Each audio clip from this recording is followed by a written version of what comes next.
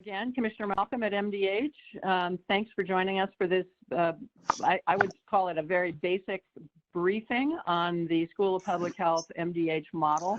We've talked a lot about the fact that the governor is using many different inputs to inform his policy decisions on how best to protect Minnesotans from the COVID-19 epidemic, this model being one among several factors. Just want to remind folks that the model is not the sole piece of information that the governor is looking at, and that he's also being informed by national guidance from the CDC, in particular what we're learning from other states, a lot of additional epidemiologic data from MDH, as well as expert opinion and direct dialogue with the healthcare system and understanding what data they are also looking at to help inform how the epidemic is unfolding and what we're seeing happening with hospital volumes and the like.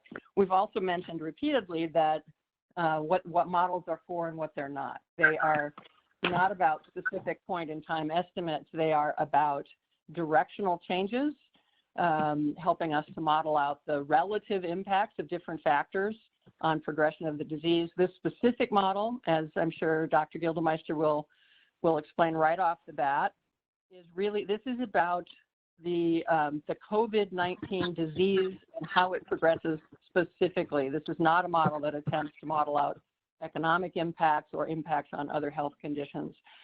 We only have a little under an hour today for this briefing, but we do intend to do more additional briefings as needed. We fully understand the degree of interest in these data, and we want to do everything we can to answer everybody's questions. We are, I think as we speak, putting up a new web page on the MDH website that contains a lot of additional technical detail on the assumptions, on the mathematics of how the model works, as well as a frequently asked questions document and these slides. So that is coming up now live. I would refer you to that as an additional resource for you. So with that, Stefan, I'm going to turn it over directly to you, and I'll be back for questions later. Thank you. Thanks, Commissioner. Just everyone bear with me as I start the presentation.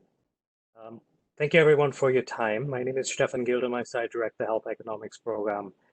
As many of you know, I'm not an epidemiologist, so I am channeling the real scientists who have been developing the model and partnering with us about how to most effectively use it.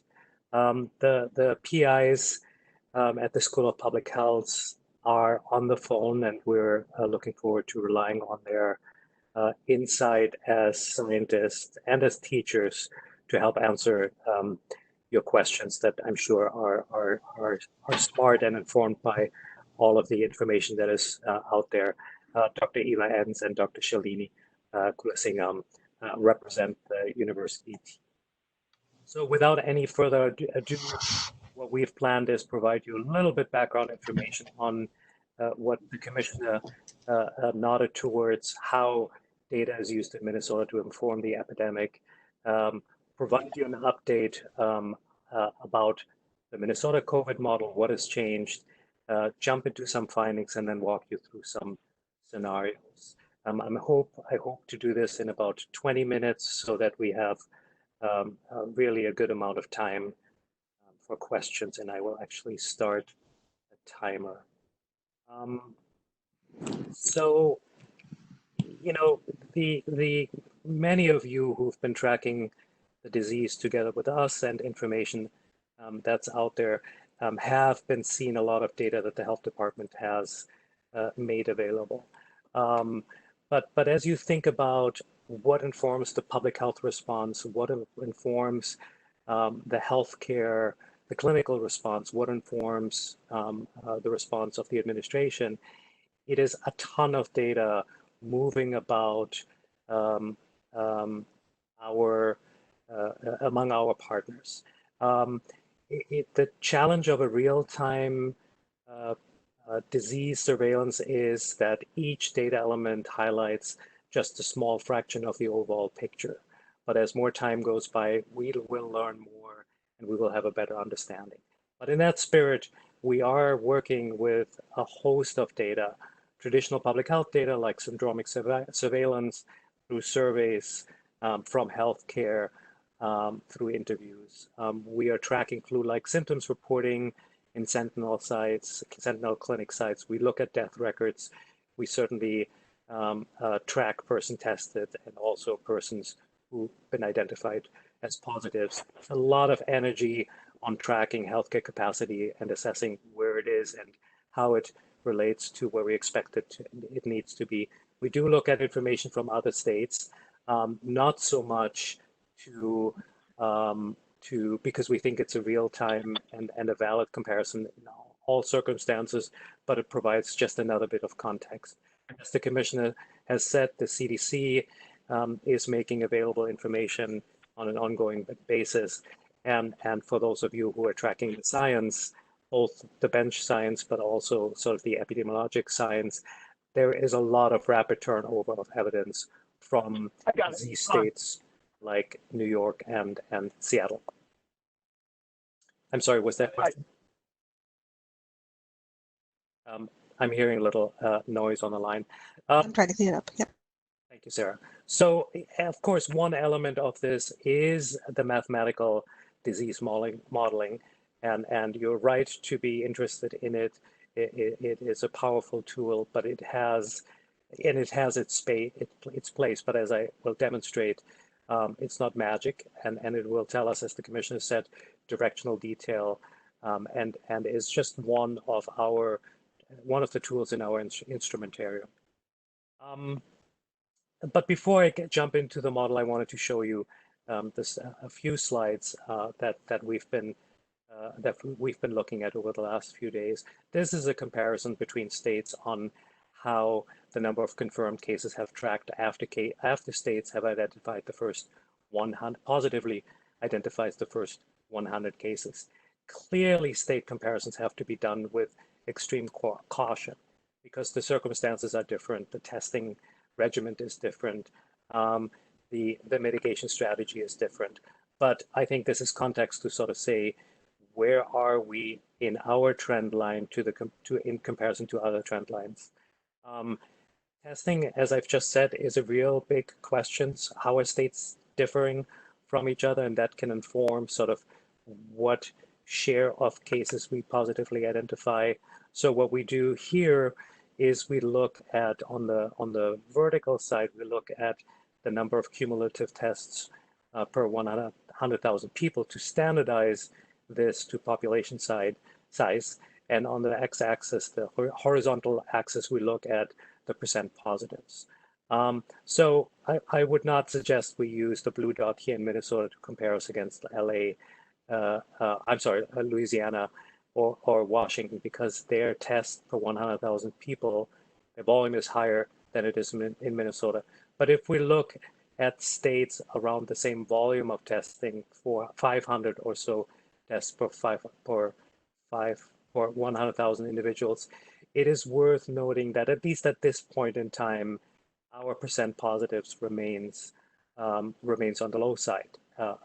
So this is something that we're watching every day to understand if there are signals that are changing and how they're changing. So those are two elements. Of course, as I said, there's a host of other information, and many of you have seen this, and much of the data is posted on the governor's website. So a few words about the model. The mathematical model that is used as the Minnesota's COVID forecasting model follows sort of the structure of a susceptible, exposed, infected, and recovered model. What that means is the model allows us to mechanistically step through compartments of the disease progression. We understand what percent of people, we model what percent of people are susceptible to the virus, become exposed, become infected, and recover or not. So at each stage, there is information that informs how the population travels through these compartments. and how mitigation strategies change the probability of populations becoming infected, exposed, and exposed, infected, and recovered. The model that we have used, or that underlies the Minnesota model, has been used in other to forecast other coronaviruses like SARS and MERS. It's been shown to work fairly well. Again, it accounts for the natural history of the disease, and it also accommodates sort of the biological evidence that there's an incubation period and an infectious period. Many of you, have asked about other models, and we certainly are not experts on other models, nor have we spent more than a few hours looking at other models, but there can be very important statistical and data differences, conceptual differences in the approach. And if there are questions with regard to the IHME model, we are happy to answer them together with our team at the university. So as I said, statistical mathematical models rely on inputs and on data and on assumptions. The models are better the more accurate the assumptions are. And the assumptions become better as we travel down the path of disease progression. All of this information is drawn from research that has been published and vetted in the peer-reviewed literature. Some of these estimates have really wide variations around it. That's responsible for uncertainty that can be speculative. But here is just a quick rundown of some of the parameters. We have a latent period of 5 days and an infectious period of 8 days. And I should say, as I move on, 2 more points. We are making available a very detailed methods paper on the website that not just highlight these estimates, but also where they're coming from and what the ranges are. Second, I want to say the numbers in red reflect the changes in model version 1 to model version 2. For those of you who've looked at the earlier slide deck, these parameters have changed, and they have changed primarily because new data has become available from areas that we think is more representative of the epidemic in Minnesota, namely Seattle and some European countries. The R0, which is not an input, but more sort of a reflection of how we estimate the disease to work, we estimate it to be higher than earlier assumed at about 3.9.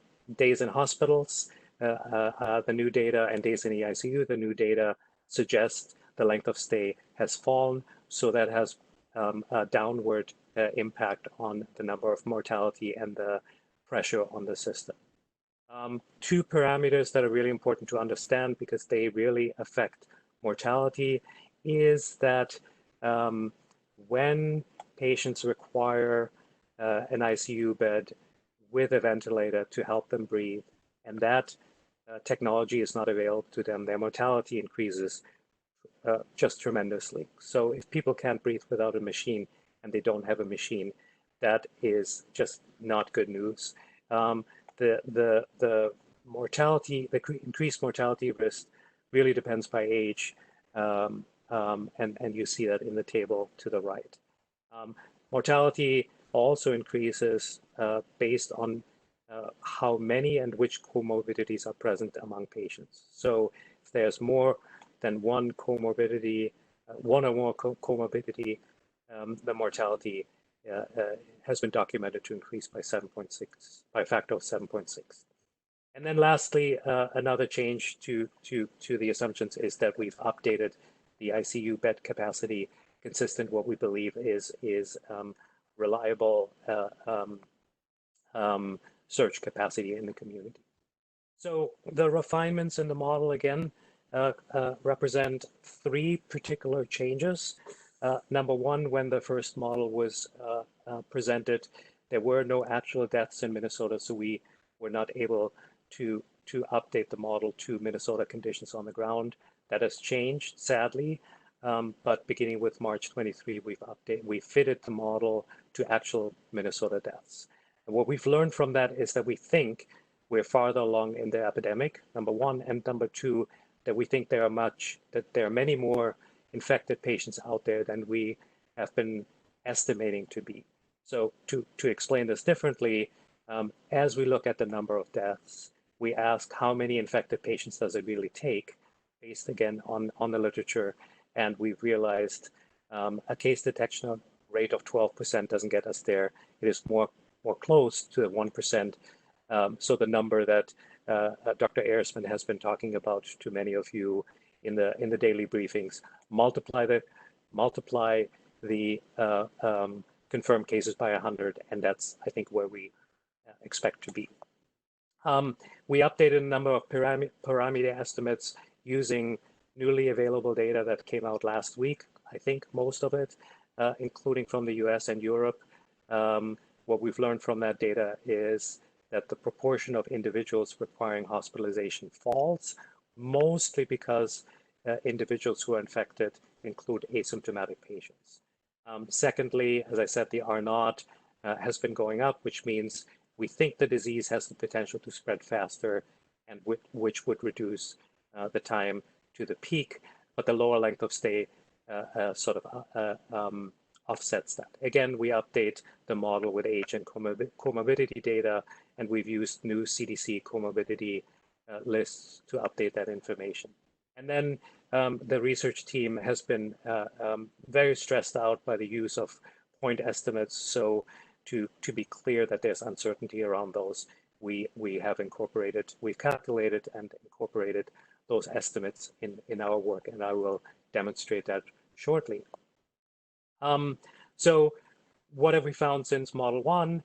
For the same condition, for the same scenarios, we've seen a modestly shortening of the time to peak, and we've seen fewer estimated deaths. So mixed news, I would say. But what we have learned, and this is how science works, as evidence emerges, our knowledge becomes more robust, and by taking that into consideration, we can provide better information to decision makers in the healthcare field and in the administration. Second, the most effective factors to reduce mortality, and again, I will be able to demonstrate that, is to increase the ICU capacity so that individuals who become very sick and require a machine to help them breathe have that available and don't experience that higher mortality that I spoke of earlier. But secondly, a really effective mechanism to compressing mortality is to reduce the spread for individuals who are most vulnerable. Never get them exposed to the virus, never get them to crowd healthcare settings, never get them to experience their higher mortality in hospital settings or in ICU settings. Secondly, an extended stay-at-home order would extend the time to peak. And thirdly, some other mechanisms to reduce the reduction in contacts has the ability to reduce deaths and ICU demand to some extent.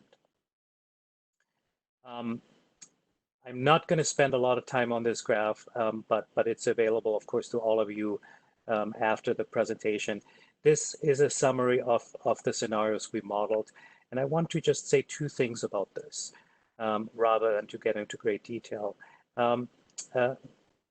One, we've modeled the scenarios that you've seen before so that you can see how is the evidence changing the outcomes for the same scenarios. And secondly, what we look to do in modeling these scenarios, and you will see none of them really directly matches what the governor has implemented yesterday. These scenarios are designed to give decision makers a sense of how iterative changes to mitigation plays out in terms of the outputs. And there are three components in here.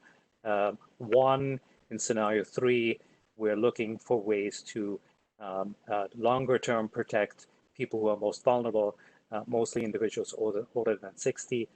Scenario 4 looks at extending the stay-at-home order as a potential policy tool. And then scenario 3, 1 and 3, 2, keeping the vulnerables protected, use different form of lower levels of contacts, lower levels of reduction of contacts to see what the outcomes are. And here are outcomes that we observe from running version 2 of the model. And there's a second slide with the uncertainty that I will just go to in a second. But essentially, again, I don't want to spend a huge amount of time on it other than to say in version 2, we see a compression of the time till peak, and scenario 1 is the no mitigation scenario. Scenario 2 has 2 updates to it, the model updates and the ICU updates. So we have more time under scenario 2, which would have meant stopping mitigation on May 1st.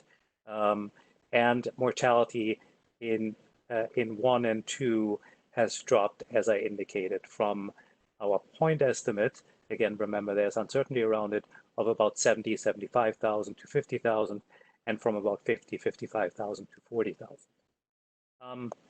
And then scenario 3, again, is looking to long-term protect the most vulnerable population by asking them to stay at home in some fashion and protecting them.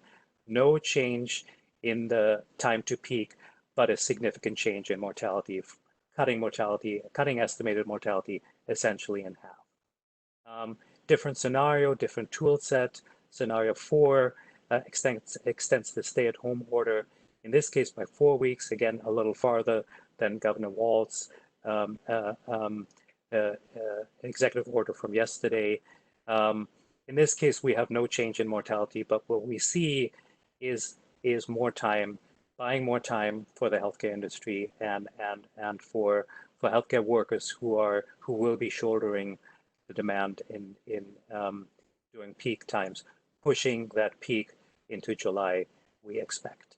And then I will not go into too great detail of 3.1, 3.2, other than to say what we're seeing here is a modest reduction in mortality relative but a nearer time to peak, and again, not too much change in mortality and a closer time to peak. I will demonstrate this visually in a second.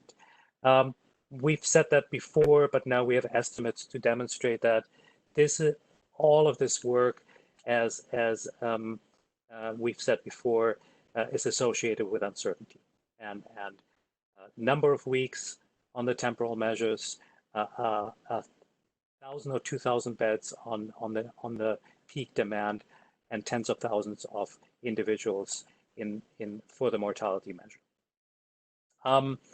I am running close to my time, so I will speed through 1 or 2 of these graphs, but not spend a ton of time on it.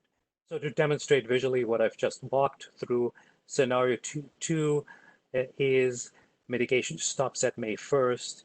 If then we implement a strategy, if we were to implement a strategy that protected the most vulnerable from being exposed to the virus, we would drop the peak, essentially modestly compress the curve, flatten the curve that we've all been looking for, reducing ICU demand, and also, as I've demonstrated, reducing mortality. And then if we layer on top of that, essentially, or layer into this strategy an extended stay-at-home order, this is what will shift the peak out without further affecting peak mortality. And then 3.1 and 3.2 are different mechanisms under which we as a population would come back, but these assume long-term strategies with lower levels of contacts. So whether those are reduced to 50%, the way we started out before the stay-at-home order, or whether they assume that our lifestyle would change dramatically for a number of months, reducing how we stay in physical contact with each other. I want to take one more minute, maybe, to talk about next steps. As I've said, a model is as good as its inputs, and as more evidence emerges, our inputs will become better. We will learn more of the disease. And more importantly, we will learn more of the disease in Minnesota, whether that's about contacts, whether it's about how effective mitigation has been, whether that is about the age and comorbidity structure, whether that's about how healthcare is responding to the epidemic and how surge capacity is coming online. So continue to update the model with new data and bring into it some scrutiny of the contact estimates that we've had in place right now with Minnesota data. We're looking to model on-off scenarios of mitigation. Essentially, it's been a lot of discussion. What if we took the pressure of the brake of infections? Of course, we would expect the virus to integrate itself again in the population as we come out of our stay-at-home order. But then, how long will we keep it off? When would we have to put the brakes back on? So that is a scenario that we hope to be modeled. We look to develop a better understanding of the asymptomatic patients, their risks certainly for hospitalization, if that even exists, but also how they drive infections. And then there's more work to do for us to understand whether our peak ICU demand estimates are sufficiently robust or not, and the team at the university is working on that right now as we speak. A really important question is to what extent is the disease evolving differently in Minnesota because of different patterns of engagement and contact and timing, and to the extent that we can bring data to it, I think that would be really worthwhile. I've said earlier that we are making a number of documents available, and I was going to put a link up, but I didn't get time to do that. Maybe somebody on the call can remind all of you where to find the information. But essentially, with this update, with this PowerPoint update, we're also providing technical documentation with assumptions, source material, equations for the not too faint of heart. We have an FAQ that answers key questions, and we have an infographic that is addressed to the less technical population. We expect to make model refinements and enhancements over the next 2 to 3 weeks, and expect to make our findings available as quickly as we can. We know you're very interested about that, and we don't want to, now that we have a platform for how to do that, I think we can move this more quickly.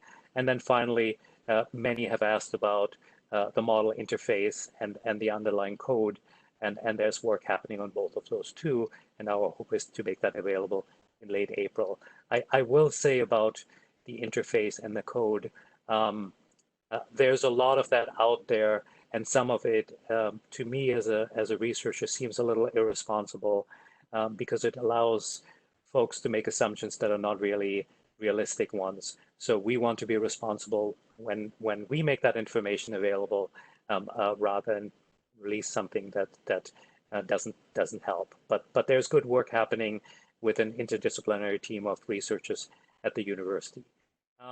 I will remind you, and I have said this before, there's a lot of uncertainty about the data inputs, about the assumptions.